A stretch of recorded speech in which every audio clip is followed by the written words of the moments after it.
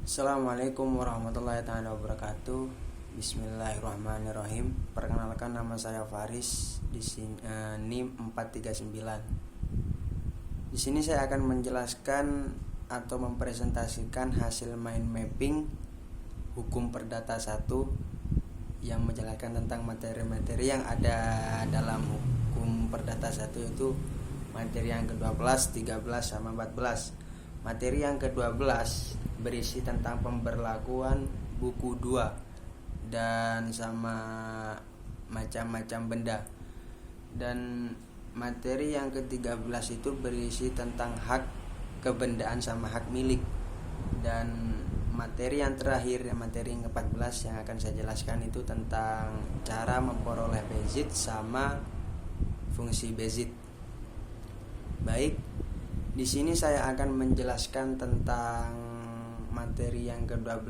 Yang pertama yaitu materi tentang pemberlakuan buku 2 KUHP Perdata. Maksudnya itu mengatur tentang hukum benda yang berisi pasal-pasal atau ketentuan-ketentuan yang mengatur suatu benda yang bergerak ataupun benda yang tidak bergerak. Nah, pemberlakuan ini terdapat dalam Undang-Undang Nomor 5 Tahun 1960 dan Undang-Undang Nomor 4 Tahun 1996. Berlakunya pasal-pasal atau ketentuan-ketentuan dalam buku 2 KUHP Perdata diperinci menjadi 3 perincian.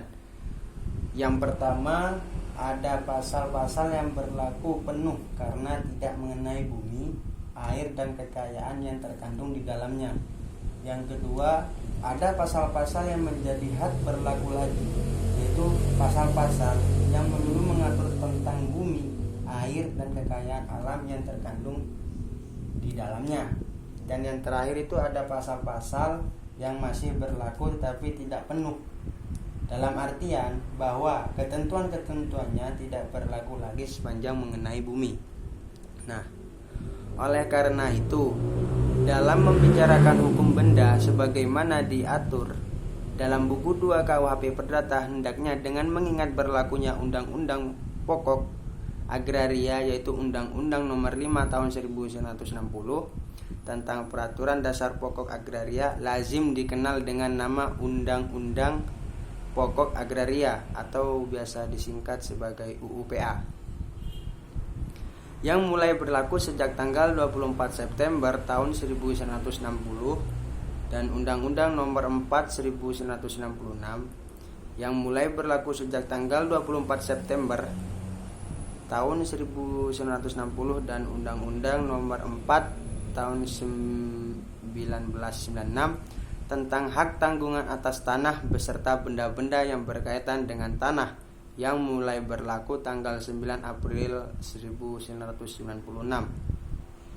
Dengan berlakunya undang-undang tersebut memberikan pengaruh perubahan yang sangat besar bagi negara kita terhadap berlakunya buku 2 KUHP Perdata dan juga terhadap berlakunya hukum tanah di Indonesia. Kemudian dengan berlakunya UUPA, maka hak-hak atas tanah menurut KUHP Perdata seperti hak enggidom, hak erpak, dan hak obstal tidak berlaku lagi. Sekarang macam-macam hak atas tanah diatur dalam pasal 16 UU RA yang terdiri atas hak milik, hak guna bangunan, hak memungut hasil hutan, dan hak-hak lain yang tidak termasuk hak-hak tersebut di atas yang diatur kemudian, atau diantaranya ialah hak pengelolaan dan hak penguasaan. Adapun subjek hukum yang dapat memiliki hak-hak atas tanah tersebut adalah sebagai berikut.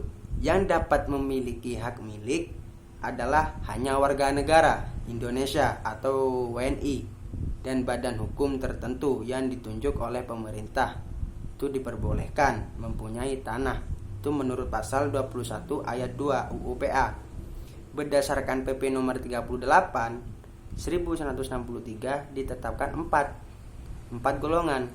Nah, badan hukum yang bentuk mempunyai tanah yaitu pertama bank-bank pemerintah, kedua perkumpulan koperasi pertanian, yang ketiga badan-badan sosial yang ditunjuk oleh Menteri Dalam Negeri, sama badan yang terakhir itu badan-badan keagamaan yang ditunjuk oleh Menteri Dalam Negeri juga. Nah, kemudian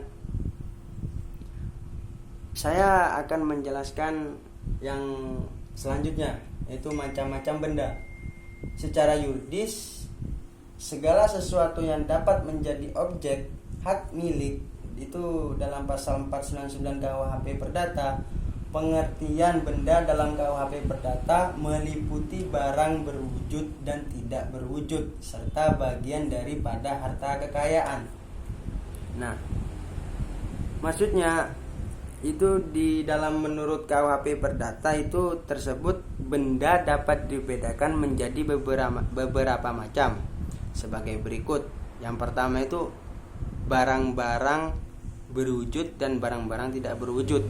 Yang kedua, barang-barang bergerak dan barang-barang tidak bergerak. Ketiga, barang-barang yang dapat dipakai habis dan barang-barang yang tidak dapat dipakai habis. Nah, yang keempat ini cukup panjang. Yang keempat itu barang-barang yang sudah ada dan barang-barang yang masih akan ada baik secara absolut maupun secara relatif. Barang-barang yang akan ada secara absolut yaitu barang-barang yang pada sesuatu saat sama sekali belum ada. Contoh, panen yang akan datang. Terus barang-barang yang akan datang secara relatif adalah barang-barang yang saat itu sudah ada tapi bagi orang-orang tertentu belum ada. Contoh, barang-barang yang sudah dibeli tetapi belum diserahkan. Nah, selanjutnya yang kelima itu barang-barang dalam perdagangan dan barang-barang di luar perdagangan. Nah, yang terakhir, yang keenam, barang-barang yang dapat dibagi dan barang-barang yang tidak dapat dibagi. Dari bermacam-macam benda seperti tersebut di atas yang dijelaskan, yang paling penting adalah pembedaan antara barang-barang atau benda tidak bergerak dan barang-barang atau benda bergerak. Nah, benda tidak bergerak dapat dibedakan menjadi tiga.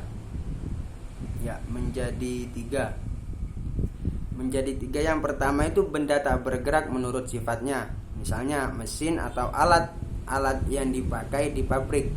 Benda ini sebenarnya adalah benda bergerak, tetapi oleh pemiliknya dalam pemakaiannya dikaitkan pada benda yang tidak bergerak yang merupakan benda pokok. Nah, yang ketiga yang saya jelaskan ulang, yang pertama itu benda tak bergerak menurut sifatnya. Misalnya tanah dan sesuatu yang melekat di atasnya seperti rumah, pohon atau tumbuh-tumbuhan dan sebagainya. Yang kedua yang benda tidak bergerak karena tujuannya, misalnya mesin atau alat-alat yang dipakai di pabrik. Nah, benda-benda itu sebenarnya itu bergerak, cuman diikatkan pada benda-benda yang tidak bergerak. Nah, itu merupakan benda pokok. Nah, yang ketiga itu benda tidak bergerak menurut ketentuan undang-undang yang berupa hak-hak atas benda-benda tidak bergerak. Misalnya itu hak memungut hasil dan hak pakai atas benda tidak bergerak, hipotek dan hak tanggungan atas tanah. Nah, benda-benda bergerak dapat dibedakan menjadi dua. Benda-benda bergerak dapat dibedakan menjadi dua. Yang pertama, benda-benda bergerak karena sifatnya. Benda yang dapat dipindahkan itu terdapat di pasal 509 KUHP Perdata. Misalnya mobil, meja dan lain sebagainya. Dan yang kedua adalah benda-benda bergerak karena ketentuan undang-undang yang berupa hak-hak atas benda bergerak seperti hak memungut hasil dan hak pakai atas benda bergerak, surat-surat berharga misalnya saham. Nah, kemudian pembedaan antara benda bergerak dengan benda tidak bergerak ini penting karena adanya ketentuan-ketentuan hukum yang berbeda antara benda tidak bergerak atau benda yang bergerak berkaitan dengan bezit, levering atau itu penyerahan, terus lewat waktu atau kadaluarsa, terus yang ketiga itu pembenaan. Selanjutnya saya akan menjelaskan tentang materi yang ke-13 yang bersih tentang hak kebendaan sama hak milik. Nah, yang pertama itu hak kebendaan. Hak kebendaan itu maksudnya atas bisa disebut dengan zakility rech, hak mutlak atau sesuatu benda di mana hak itu memberikan kekuasaan langsung atau untuk berbuat atau tidak berbuat terhadap suatu benda dan dapat dipertahankan terhadap siapapun juga. Nah, hak kebendaan ini terdapat dua macam, yaitu hak absolut atau hak mutlak sama hak relatif atau hak nisbi. Nah, yang saya akan jelaskan pertama itu hak absolut. Hak absolut itu adalah hak yang memberikan kekuasaan atau wewenang kepada setiap orang untuk melakukan sesuatu perbuatan yang harus dihormati oleh orang lain. Nah, hak mutlak atau hak absolut ini terdiri atas 3 macam. Yang pertama, hak kepribadian, misalnya hak atas namanya, kehormatannya, hidup, kemerdekaan dan lain-lainnya. Nah, yang kedua itu hak-hak yang terletak dalam hukum keluarga, yaitu hak-hak yang timbul karena adanya hubungan antara suami istri, karena adanya hubungan antara orang tua dan anak.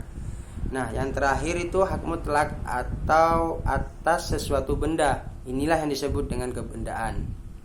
Nah, yang kedua tentang hak relatif atau hak nisbi. Maksudnya bisa disebut juga hak perorangan atau hak personage, adalah hak yang memberikan wewenang atau kekuasaan kepada orang tertentu untuk menuntut orang lain guna berbuat atau tidak berbuat memberikan sesuatu. Nah, hak relatif ini timbul karena adanya hubungan perutangan, sedangkan perutangan itu timbul dari perjanjian atau undang-undang. Nah, kemudian itu tentang hak milik itu masih cukup panjang penjelasannya, yaitu tentang hak kebendaan yang bersifat memberi kenikmatan. Artinya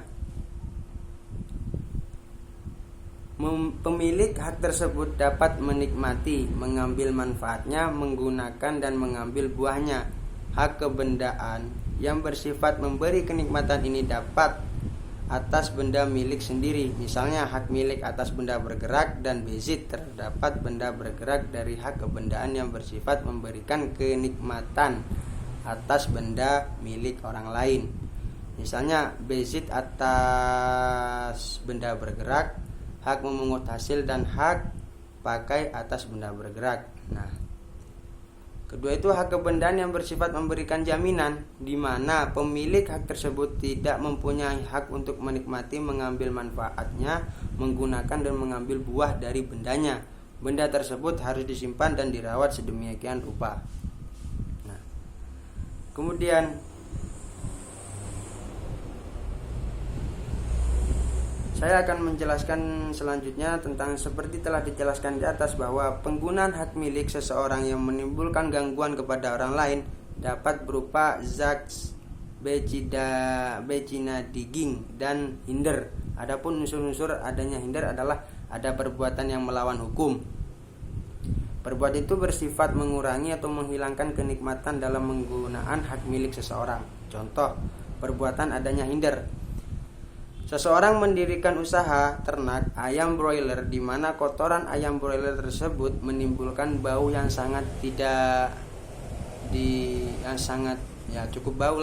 cukup bau. Kemudian bau tersebut mengganggu terhadap aromanya tetangganya. Nah, pedoman mengenai gangguan yang memberikan alasan untuk digugat berdasarkan pasal 1135 itu KUHP Perdata adalah tentang itu. Dalam hal demikian, peternak ayam tersebut dapat digugat berdasarkan pasal 1365 KUHP Perdata karena telah melakukan hinder. Nah, cara memperoleh hak milik itu ditentukan dalam pasal 584 KUHP Perdata di luar pasal 584 KUHP Perdata. Pasal 584 KUHP Perdata menyebutkan secara limitatif cara-cara memperoleh hak milik, yaitu ada 5 cara. Yang pertama pendakuan, ikatan atau perlekatan. Yang ketiga itu lampaunya waktu atau kadaluarsa. Dan yang keempat itu pewarisan. Dan yang terakhir adalah penyerahan atau living. Dan sedang cara memperoleh hak milik di luar pasal 584 KUHP Perdata ada 3. Yang pertama penjadian atau pembentukan benda, itu di pasal 606 KUHP Perdata. Misalnya punya pohon ditebang, kemudian kayunya dibuat kursi. Nah, yang kedua penarikan buahnya, itu terdapat di pasal 575 KUHP Perdata. Misalnya pemilik atau beziter yang jujur dapat mengambil buah atau hasil dari benda-benda yang dimiliki atau diberikan. Nah, yang terakhir itu persatuan atau percampuran benda. Itu terdapat di pasal 607 sampai 609 KUHP Perdata. Nah, maksudnya itu memperoleh hak milik karena bercampurnya beberapa macam benda kepunyaan beberapa orang. Nah, kemudian pemilik bersama dari suatu benda, menurut KUHP Perdata hak milik bersama ada 2 macam. Nah, yang pertama itu hak milik bersama yang bebas, di mana tidak ada hubungan lain antara mereka selain hal bersama menjadi pemilik. Contoh 2 orang atau lebih membeli sebuah mobil. Nah, itu hak milik bersama yang bebas. Nah, yang kedua itu hak milik bersama yang terikat. Maksudnya di mana mereka menjadi pemilik atas suatu benda itu sebagai akibat dari adanya hubungan yang sudah ada lebih dahulu antara pemilik. Itu contoh milik bersama mengenai harta perkawinan, harta peninggalan atau harta perseorangan. Kemudian saya akan menjelaskan materi yang terakhir, materi yang ke-14 yang berisi tentang cara memperoleh bezit sama fungsi-fungsi bezit ya. Yang pertama itu saya akan menjelaskan cara memperoleh bezit. Nah, sebelum saya menjelaskan tentang cara memperoleh bezit, saya akan menjelaskan pengertiannya dulu. Menurut pasal 529 KUHP Perdata, keadaan memegang atau menikmati suatu benda di mana seorang mengenainya baik sendiri maupun dengan perantaraan orang lain, seolah-olah itu adalah kepunyaannya sendiri. Nah, seolah-olah itu adalah kepunyaan sendiri ya kan. Cara memperoleh bezit pada asasnya ada 2 cara. Cara yang pertama itu dengan jalan okoptio, mendaku atau menduduki bendanya. Memperoleh bezit dengan jalan okoptio dikatakan juga memperoleh bezit yang bersifat orsinil atau asli. Artinya memperolehnya itu secara mandiri tanpa bantuan dari orang yang membezitnya lebih dahulu. Dan ini bisa tertuju baik terhadap benda bergerak maupun benda yang tidak bergerak.